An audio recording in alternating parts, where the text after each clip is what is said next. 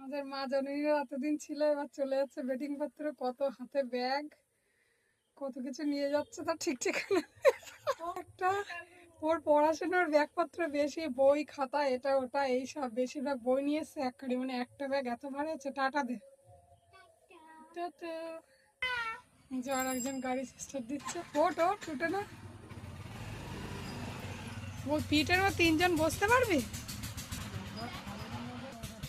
হ্যাঁ, সামনে নাহলে দুজন বসতেও পারবে না।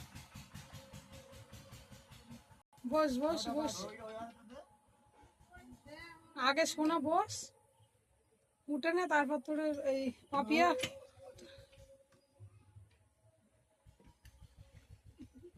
দেখি সরে যাস না,